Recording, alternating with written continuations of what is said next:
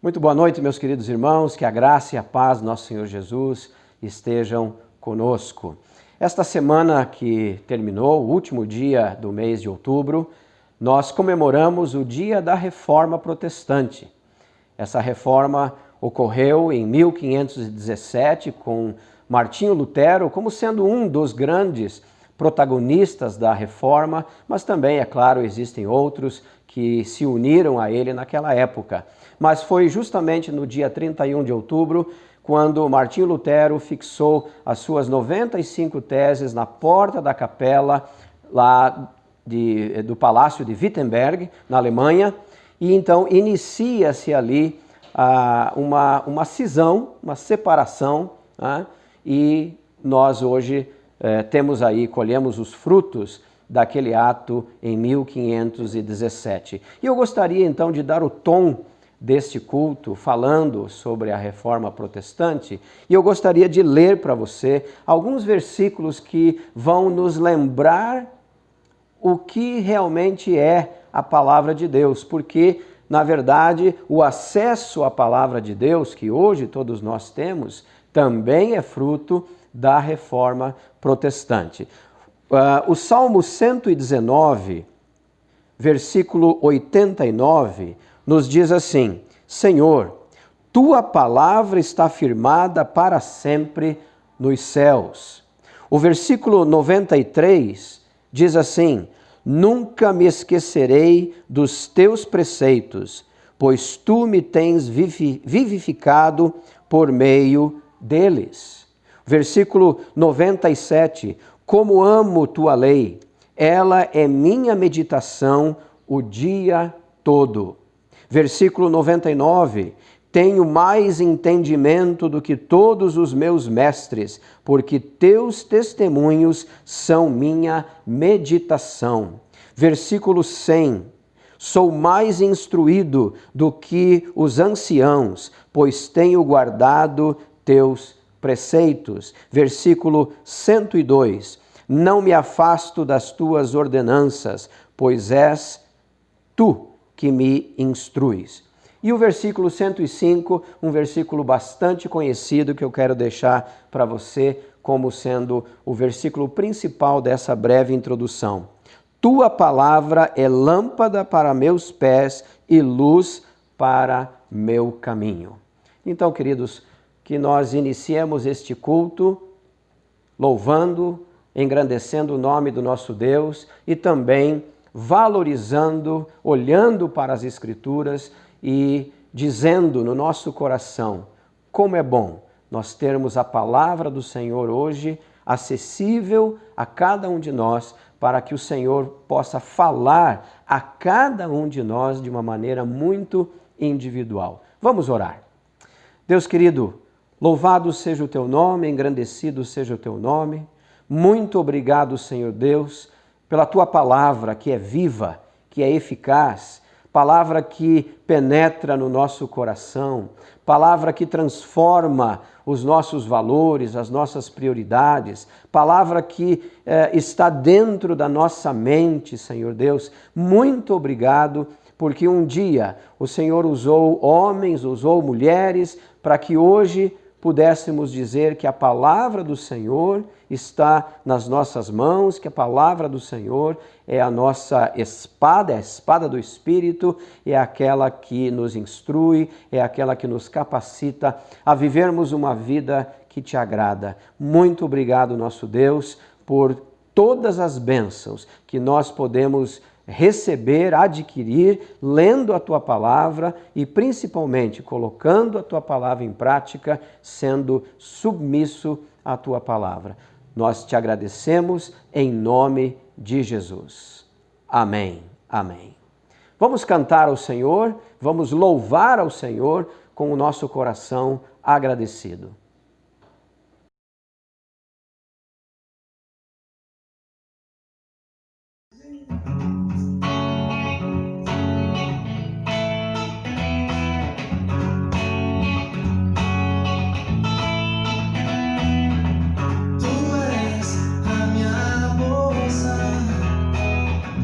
Tu és a minha herança.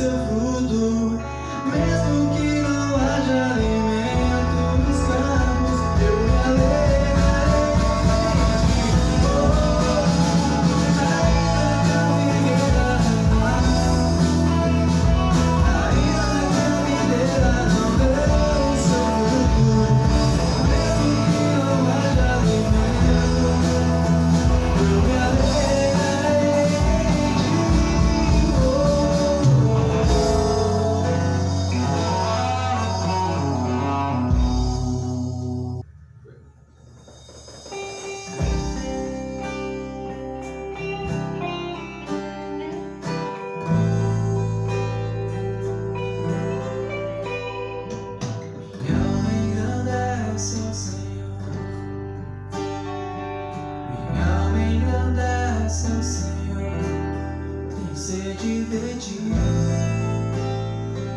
Eu tenho sede de ti.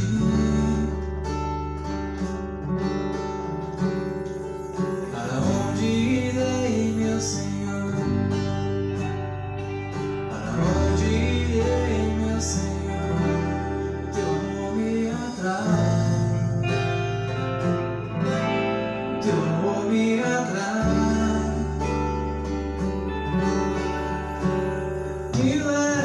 Me leva pra perto de ti, meu Senhor. Me leva pra perto de ti, meu Senhor.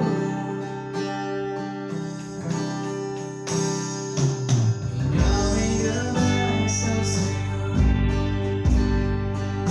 Minha alma engrandece ao Senhor.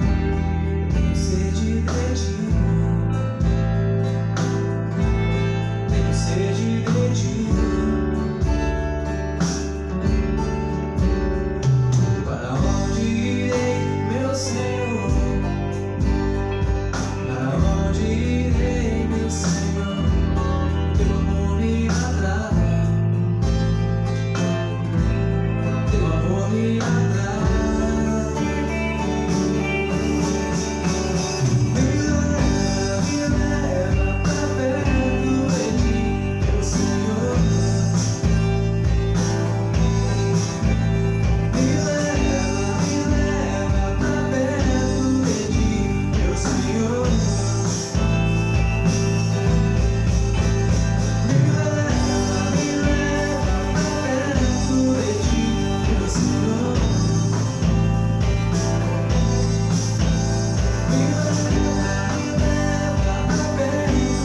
ti, meu Senhor.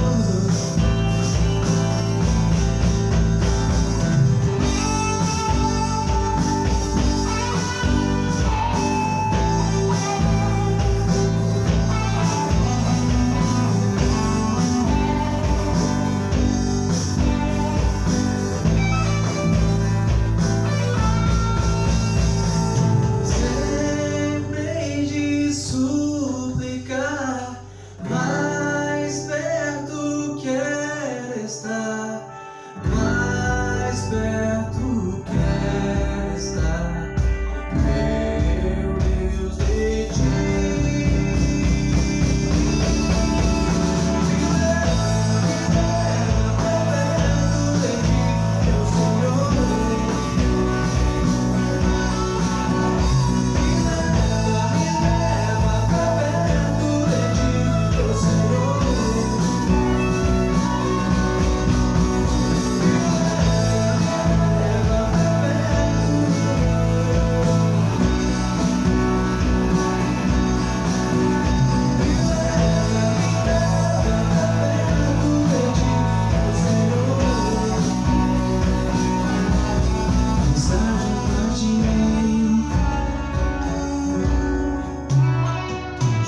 pra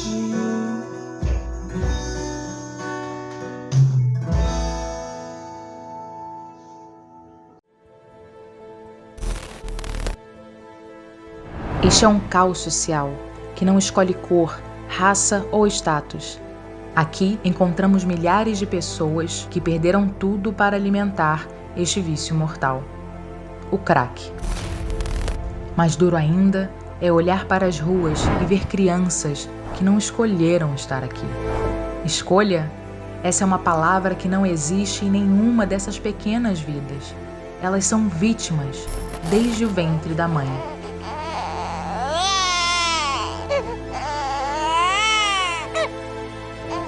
Meu filho morreu com 21 dias de vida. Eu usava drogas e não tinha dinheiro para o enterro. Fiquei com meu filho morto dentro de casa. Eu só tinha 17 anos. Foi o momento mais difícil da minha vida. Quanto mais cedo o jovem começa a usar drogas, pior será o dano no futuro. Tinha 11 anos quando eu comecei. Aí conseguia mais largar a droga. Ficava todo dia usando droga. Impactar a vida de uma criança é a oportunidade que temos para evitar que ela se torne um adulto usuário de drogas. Unidades coordenadas por missões nacionais implementam o programa Viver e atendem, em média, mais de 10.000 crianças por mês. Nosso compromisso com as crianças faz parte da história de missões nacionais. Ao longo desses 113 anos, abrimos escolas, realizamos centenas de ações Jesus Transforma e cuidamos da saúde física e emocional de milhares de brasileirinhos. Diversas crianças ainda têm sua infância roubada, jovens estão perdidos e milhares de adultos não conhecem esse amor. Precisamos refletir e rever a nossa visão missionária, que muitos estão perdendo, de procurar amar mais o próximo, de procurar servir mais. É voltar a olhar com os olhos de Deus. Confiamos em nosso Deus e nesse amor que continuará levantando pessoas para a obra. Aceite você também este desafio de amar o Brasil. Junte-se a nós, interceda, invista e sustente cada vez mais os projetos que influenciam diretamente na vida dos brasileiros que ainda não conhecem o amor de Deus.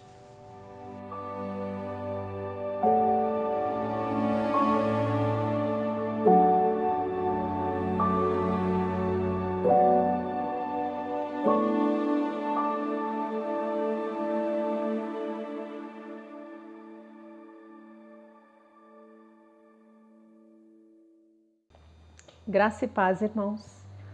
Muito bom estar com os irmãos novamente para falarmos sobre missões. Agora nós falaremos sobre missões nacionais. Primeiramente, vamos ler o nosso versículo, que é o tema desta nossa campanha. 1 João 4,19. Nós amamos porque Ele nos amou primeiro. É fantástico saber que o Senhor nos amou desde o ventre da nossa mãe. Não tínhamos nem imaginado nascermos e Ele já nos amava. E esse amor agora, Ele nos ensina a compartilhar. Amém? O que é Missões Nacionais? Foi criada em 1907 e ela está ligada à Convenção Batista Brasileira. São mais de 400 projetos, irmãos, pelo Brasil todo. São mais de 773 missionários envolvidos com missões nacionais. Alguns dos projetos que nós já temos acompanhado.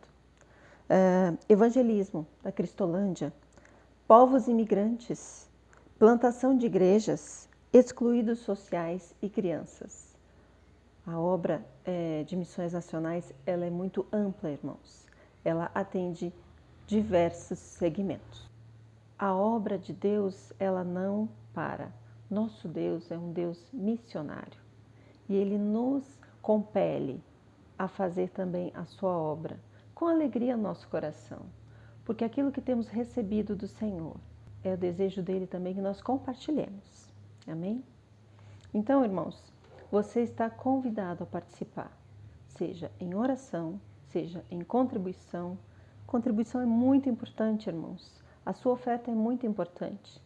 Não importa o valor, importa que você tenha um compromisso com Deus. Amém? Porque Ele já tem um compromisso com você, firmado na sua palavra. Irmãos, vamos orar. O meu desejo é que o Espírito Santo inquiete o seu coração.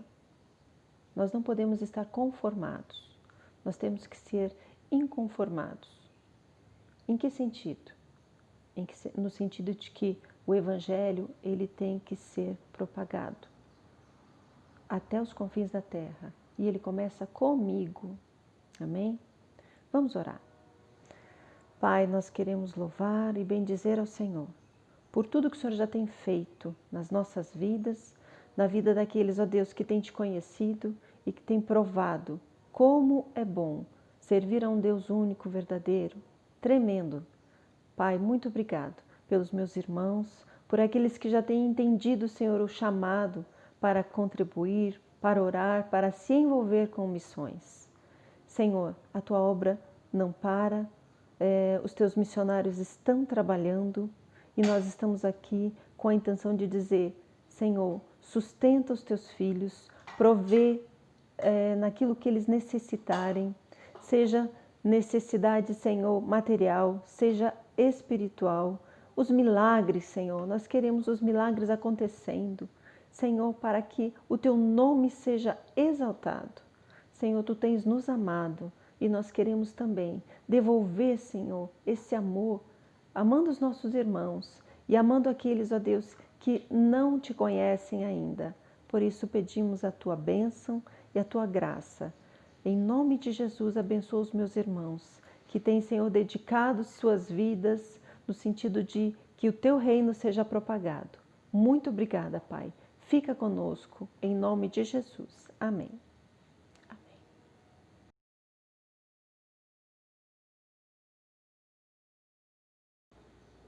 Nesse momento, meus queridos irmãos, nós temos um momento especial onde entregamos ao Senhor os nossos dízimos, as nossas ofertas e também as ofertas missionárias. Eu gostaria de ler para você o que se encontra no primeiro livro de Crônicas, capítulo 29, no versículo 14. Na última parte desse versículo diz o seguinte: porque tudo vem de ti e damos a ti do que é teu.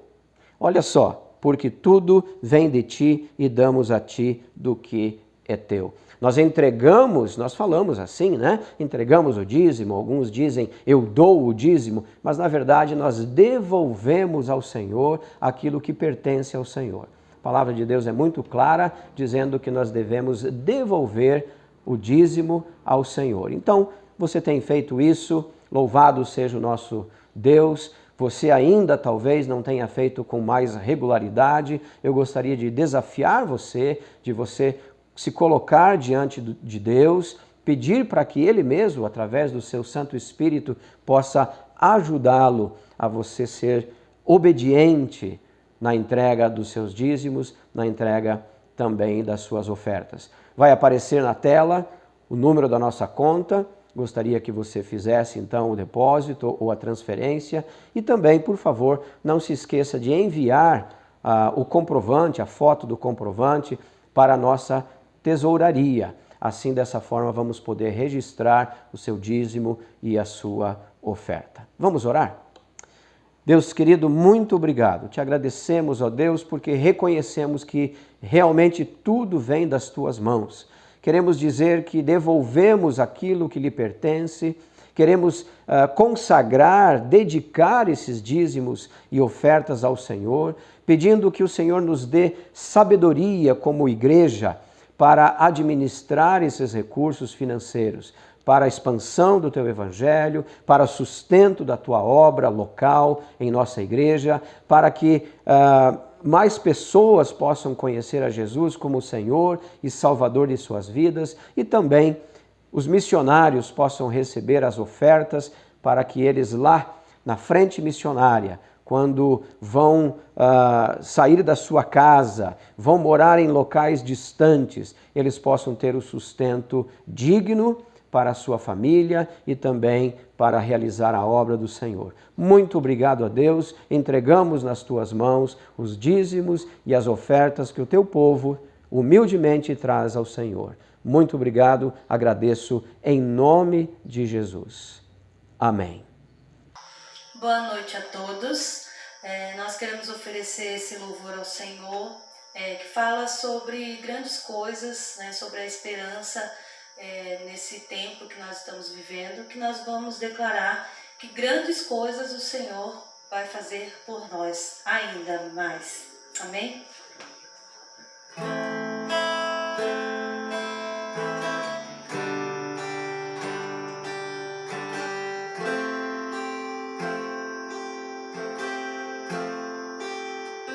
Tu és o Deus dessa terra, Tu és o Rei deste povo, és o Senhor da nação. Tu és a luz deste mundo, esperança para os perdidos. Tu és a paz para os cansados. Tu és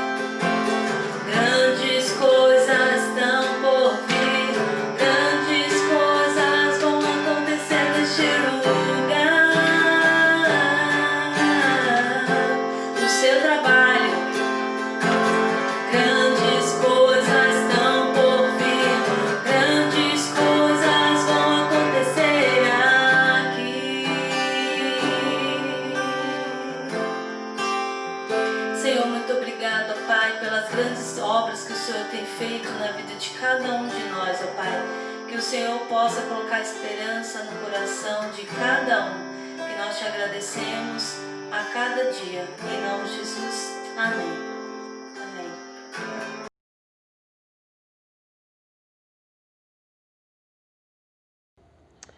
Queridos, muitos estão hoje preocupados, né? Dizendo que estamos vivendo os últimos tempos por conta das pregações que temos ouvido, pregações, digamos assim, de falsos profetas ou falsos pastores. Mas quando eu olho para a palavra do Senhor, quando eu olho para a Bíblia, eu percebo que isso não é de hoje, né? Talvez isso tenha se intensificado por causa das redes sociais, por causa da internet, mas definitivamente isso não é de hoje. Eu gostaria de ler para você alguns versículos que vão nos mostrar essa verdade. Deuteronômio capítulo 18, versículos 20 a 22, Antigo Testamento.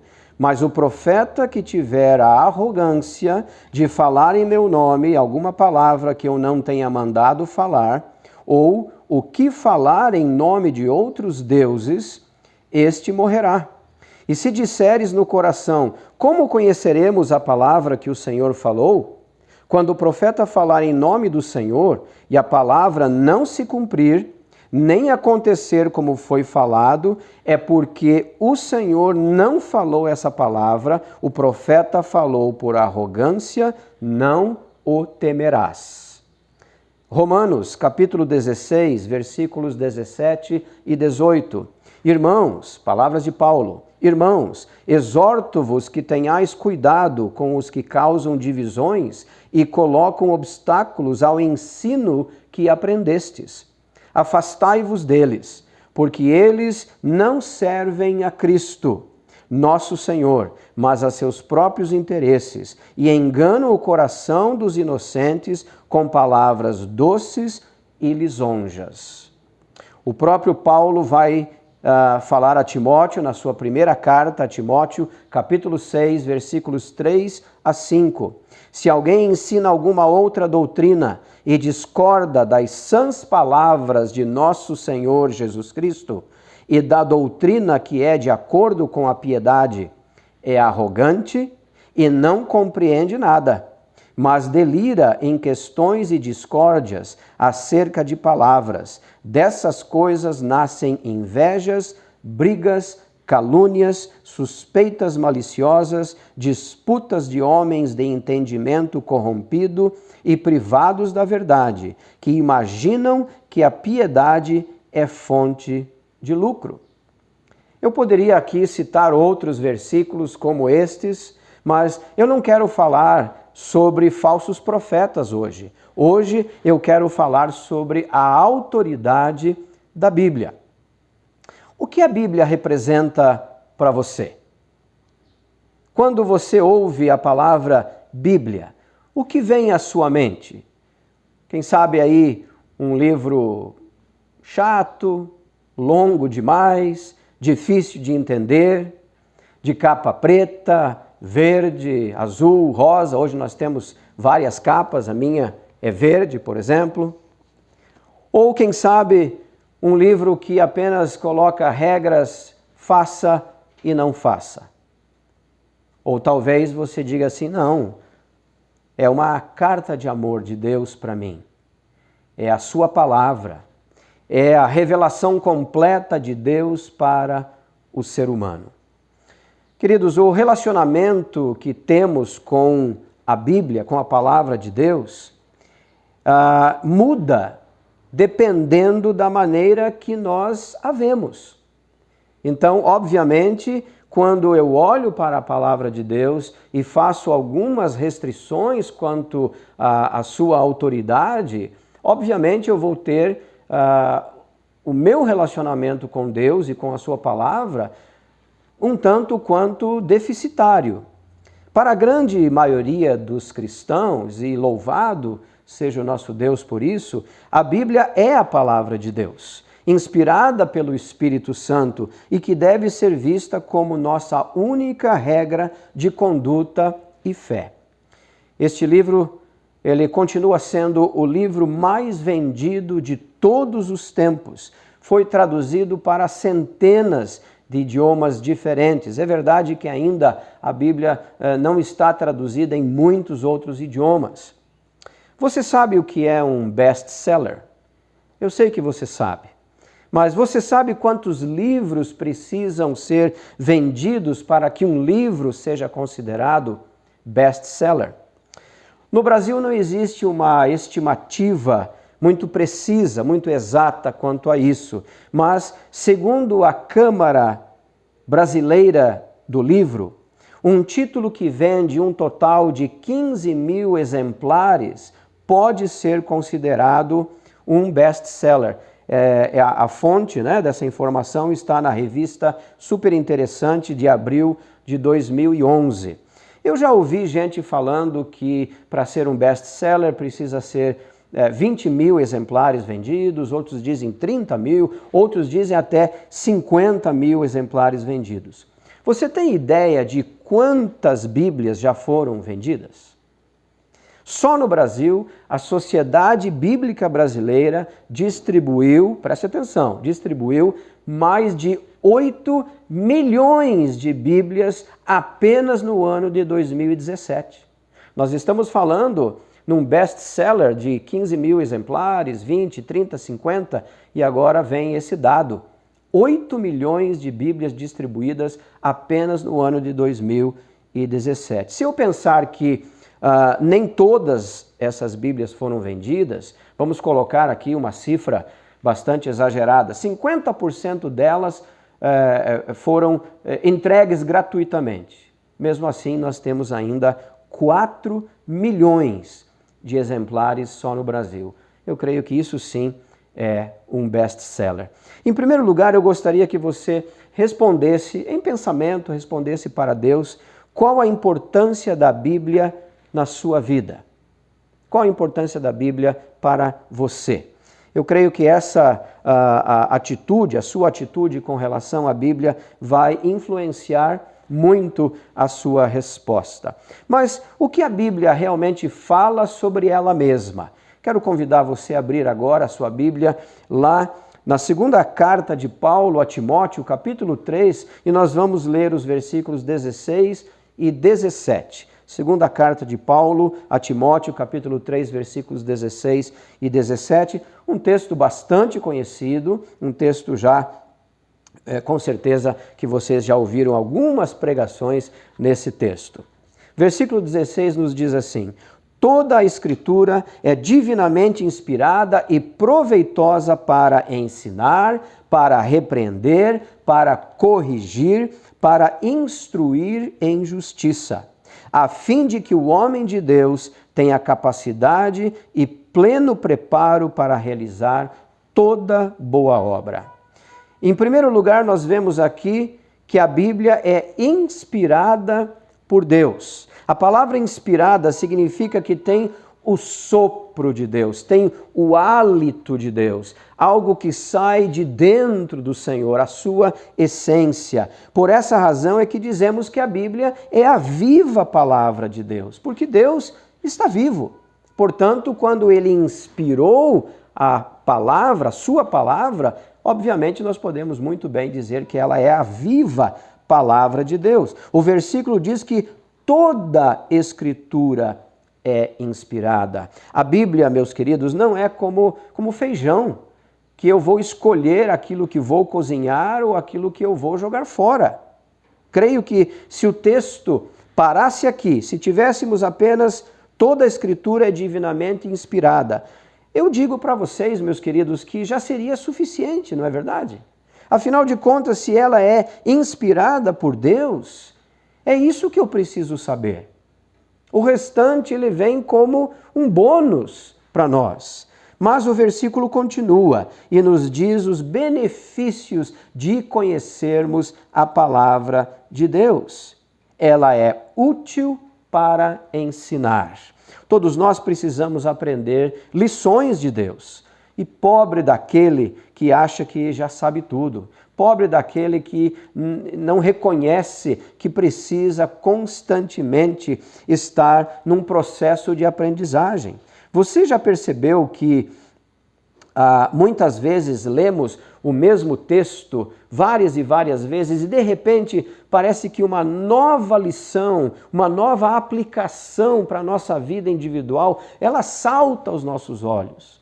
Eu não estou falando de uma outra interpretação. Interpretação é uma, mas as aplicações, elas virão de acordo com a minha necessidade, de acordo com a situação e circunstâncias que eu estou passando. Não confunda, né? A interpretação bíblica, a verdade é uma só, a interpretação é uma só, com a aplicação. Então, nós percebemos que a palavra de Deus, os textos bíblicos, eles sempre estão nos ensinando coisas novas. Mas o que, na verdade, é necessário para aprender? Muitas vezes nós nos chegamos à palavra de Deus, abrimos a palavra do Senhor, queremos ler, queremos aprender, mas o que é necessário para aprender? Em primeiro lugar, é reconhecer que preciso aprender e que não sei tudo. É uma postura humilde, uma postura de quem é servo do Senhor e que está pronto a ouvir, que está pedindo inclusive ao Senhor para abrir a sua mente, abrir o seu coração, abrir os seus ouvidos espirituais. Em segundo lugar, ter um coração ensinável, ter uma disposição para aprender. Não basta o aluno ir à escola, não basta o aluno sentar-se diante de um professor, abrir o seu livro e não desejar aprender. Então eu preciso ter um coração ensinável, pedir ao Senhor que retire desse meu coração aquilo que já não serve mais para mim, aquilo que é fruto dos meus próprios pensamentos, de coisas que eu aprendi ao longo da minha vida e que não condizem com o que a palavra de Deus nos diz. Até parece simples falar assim, mas eu creio que não é. Muitas pessoas são tão orgulhosas, são soberbas, elas não suportam a ideia de admitir que não sabem alguma coisa. Você já deve ter se deparado com pessoas assim, espero que você não seja uma delas, né? Que diz que é o dono da verdade, que sabe de tudo e não há nada mais a aprender. Em terceiro lugar, a Bíblia ela é útil para a repreensão. Quem não precisa ser repreendido de vez em quando, não é verdade? E eu estou dizendo de vez em quando aqui para deixar a coisa um pouco mais leve, mas nós fazemos coisas erradas constantemente. Nós, com a nossa soberba, com o nosso orgulho, fazemos coisas que Deus não aprova, né? Mas eu quero dizer mais uma vez aqui, enfatizar mais uma vez, que aquele que é soberbo, aquele que é orgulhoso, ele não permite ser repreendido. Nós temos grandes dificuldades. E não precisamos falar de igreja, é só olhar para dentro das nossas casas. Às vezes temos um filho, uma filha que tem dificuldades na hora da repreensão. Precisamos ensiná-los também a serem humildes, a reconhecerem os seus erros. E é claro que dentro da própria igreja pedimos a misericórdia do Senhor para que Ele mesmo nos ensine a humildade e nos ensine a reconhecermos que precisamos passar sim por momentos de repreensão. O autor aos Hebreus, ele vai nos dizer lá no capítulo 12, versículos 5 e 6, vocês se esqueceram da palavra de ânimo que ele lhes dirige como a filhos. Meu filho, não despreze a disciplina do Senhor, nem se magoe com a sua repreensão, pois o Senhor disciplina a quem ama e castiga todo aquele a quem aceita como filho. Esse texto é extraído de Provérbios, capítulo 3, versículos 11 e 12. Deus não apenas nos repreende, mas também nos corrige através de sua palavra. Portanto, em quarto lugar, a palavra de Deus, as Escrituras, elas são úteis para a correção. Ela nos mostra, né? A palavra do Senhor nos mostra nossos pecados, os nossos erros, mas também aponta para a maneira certa de viver. Da mesma forma como faz um bom professor. Quando o aluno comete um erro, o professor, além de mostrar o erro, que é necessário mostrar o erro, ele explica a forma correta e diz o porquê. Assim podemos saber o que não devemos fazer, aquilo que não agrada o Senhor, aquilo que devemos parar de fazer e aquilo que devemos agora adotar como uma nova conduta, como um novo hábito, né, de vida. E fazer aquilo que o Senhor espera, aquilo que está registrado em sua palavra. Na verdade, meus amados, não há idade para correção.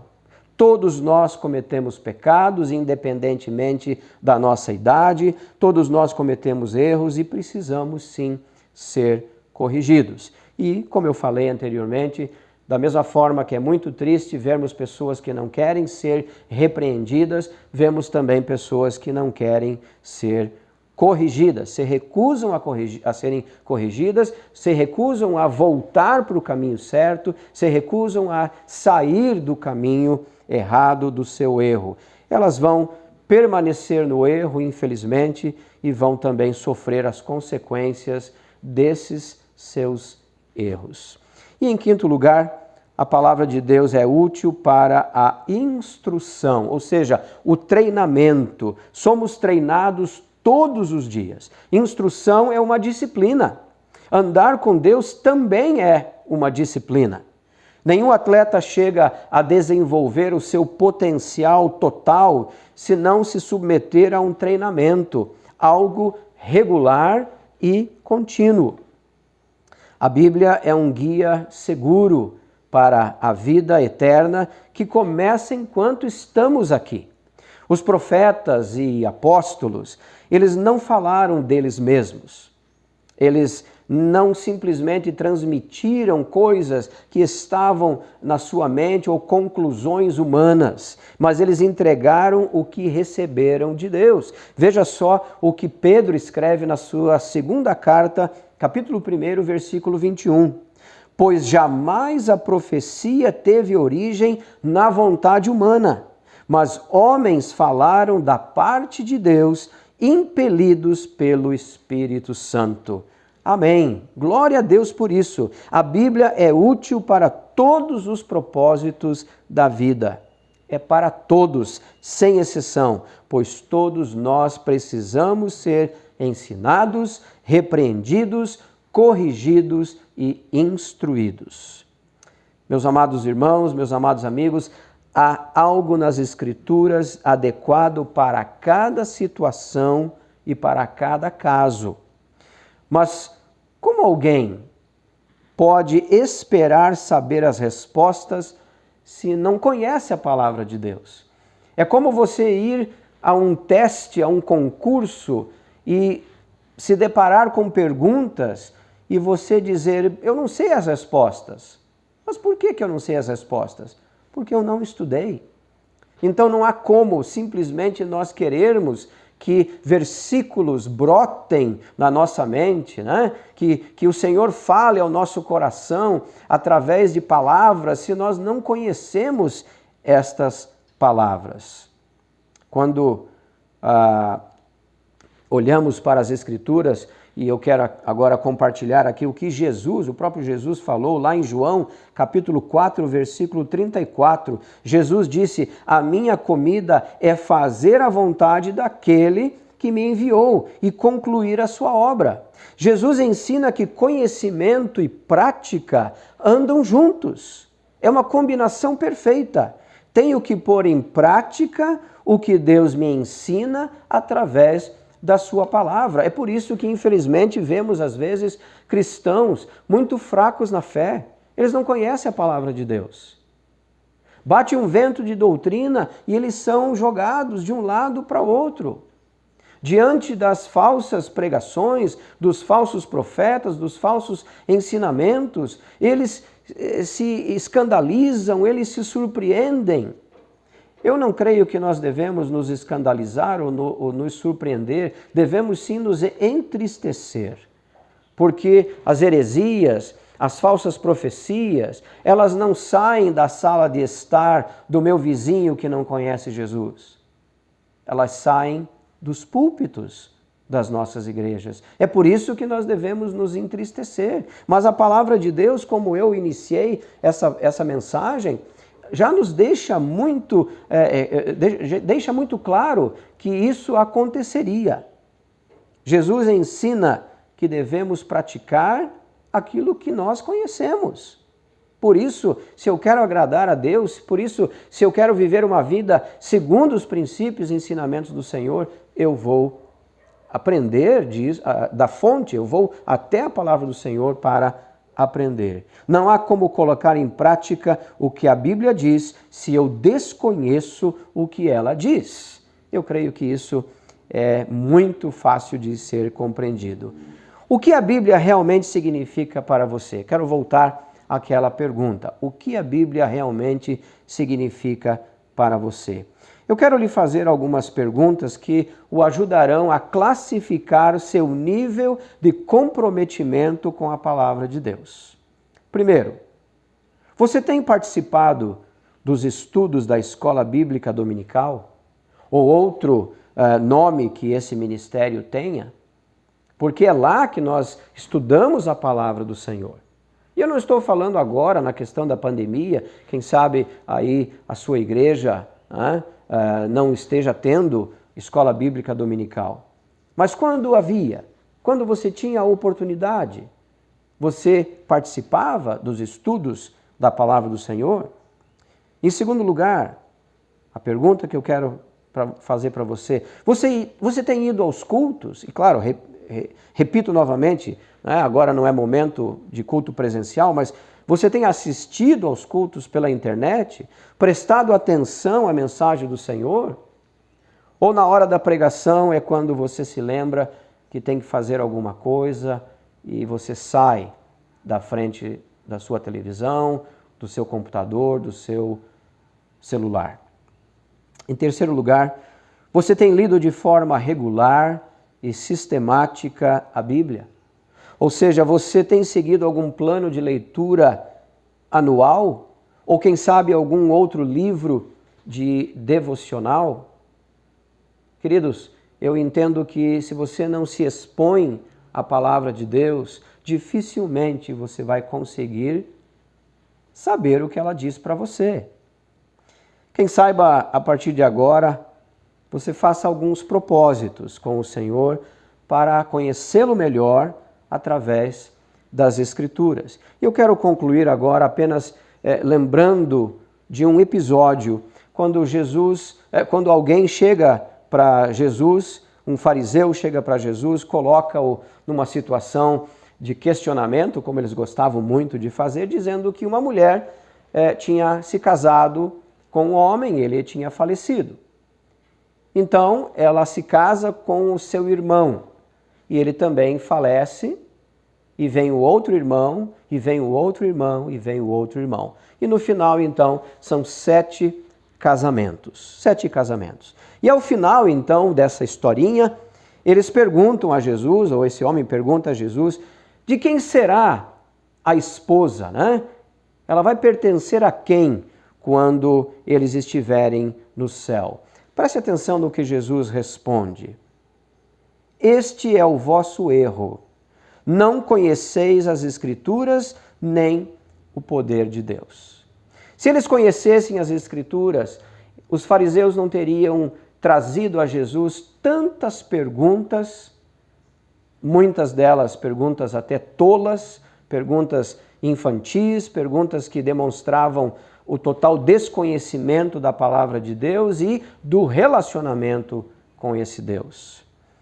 Mas a pergunta que eu quero deixar para você, para a sua reflexão: você quer ter uma vida mais sábia diante dos olhos do Senhor? E a resposta é: conheça a sua palavra e submeta-se à sua autoridade. eu não tenho dúvidas de que você vai experimentar um crescimento na sua fé, no seu relacionamento com Deus, no seu conhecimento das Escrituras e, consequentemente, na sua vida diária, colocando em prática aquilo que o Senhor mesmo lhe ensina a você e ensina a mim. Que Deus te abençoe ricamente, que você, a partir de hoje, faça um propósito de ler com mais regularidade a palavra de Deus, que você possa estudar com mais regularidade a palavra do Senhor e permitir que o próprio Espírito Santo aplique em seu coração as lições que ele tanto deseja te ensinar. Vamos orar? Querido Deus e Pai, louvado seja o teu nome, engrandecido seja o teu nome. Queremos te agradecer, ó Deus, pela tua palavra. Queremos te agradecer porque ela é viva, ela é eficaz. Queremos te agradecer, ó Deus, porque através dela o Senhor fala ao nosso coração. O Senhor nos ensina, o Senhor nos repreende, o Senhor nos corrige, o Senhor nos instrui. E, ó Deus amado, que esse livro tão precioso nunca se afaste de cada um de nós. Que nós não deixemos, ó Pai, este livro de lado, que nós não venhamos a negligenciar a leitura, o estudo da Tua Palavra, para que o Senhor continue falando ao nosso coração, para que o Senhor continue trazendo ao nosso coração as lições que o Senhor tanto deseja que cada um de nós aprenda, e não simplesmente as lições que queremos aprender. Ó Deus amado, nós sabemos que o Teu Santo Espírito é o perfeito mestre. Então, é a Ele que nós recorremos, é a Ele que nós suplicamos, ó Deus, para que Ele venha a nos ensinar. Que o Senhor continue abrindo os nossos olhos, que o Senhor continue abrindo os nossos ouvidos, que cada vez que estejamos lendo ou ouvindo a Tua Palavra, consigamos abrir o nosso coração para que o Senhor possa penetrar ali e o Senhor possa colocar aquilo que o Senhor tanto deseja que venhamos aprender. Louvado seja o Teu nome, engrandecido seja o nome do nosso Deus. Em nome de Jesus eu te peço e te agradeço. Amém.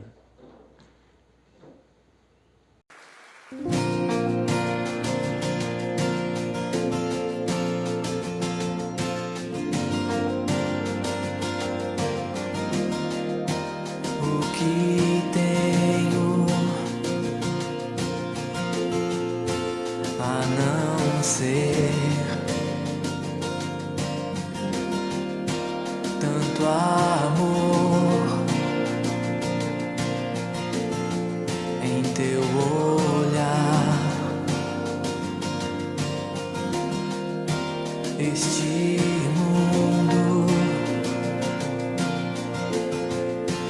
vai passar, mas Tua verdade ficará.